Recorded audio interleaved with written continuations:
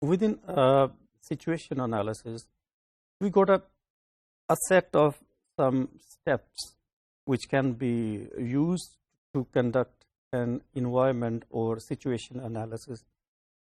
Let's have a look. What are these steps then? Right. So we need to find out the local and some wider relevance of these steps, right? And I think you might recall we have taken a good account of different variables or different factors involved in situation analysis. So for your convenience, I'm just listing the economic ones, and then we've got the cultural ones, we've got the political ones, we've got some societal, learner factors, teacher factors, adoption factors. So within these factors, we've got some steps, right? And there is a systematic way to conduct an environment analysis. So the important or the key features for this is, for example, first is the class size. What's the class size? I think it's very useful to understand the number of students in a class, whether it's going to be 50 or 100 students, because eventually it will impact upon teaching pedagogy, the use of different methodology or the techniques in a language classroom. And then we've got, motivation. Well, if the learners are motivated enough, if the teachers, what's their morale, what's their motivation level, right? And what about the, mixture of different learners? Because learners are sort of, heterogeneous group, which means they are different sort of learners having different sort of interests, right, varying from one another, right?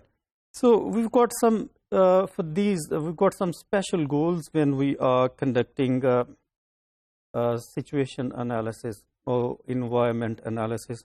The first step is to brainstorm and then systematically consider the range of environment factors that will affect the course. Okay, the range of factors, here the factor means the learner factors or the teacher factors or the adoption factors, to what extent teachers are ready to accept the change or innovation, right? And then we got to choose most important factors, no more than 5, and rank them, putting the most important first, all right? And I've taken these steps from Nation and McAllister's book, Language Curriculum Design. So what's important to note here is we need to find out what steps are most important ones, whether the learner factor or whether the setting in itself is important, or whether the administration or the adoption factors. So we need to find this one out. And then we've got the third and fourth steps, which is decide what information you need to fully take account of the factor. Okay, information can come from investigation of the environment and from the research and theory. As I have already said, right, good research and theory contributes to better language teaching, right?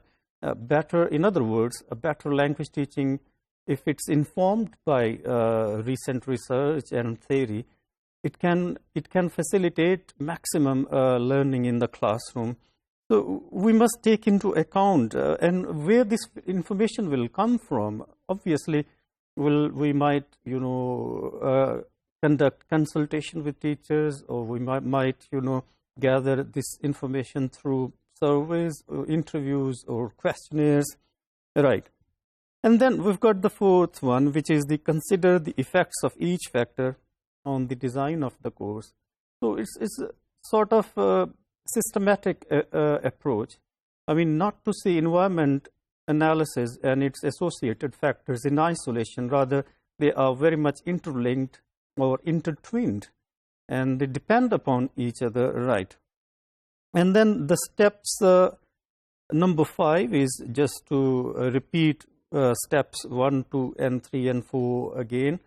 And then, so that's actually a list of the steps which can be used to conduct an environment or situation analysis to identify major constraints, right? So there are some, final sort of food for thought for you. So what about if you think of creating a list of some constraints that may affect the design of the course? I mean, you might think of time constraint, you might think of large class constraint, or you might think the constraint of teacher training.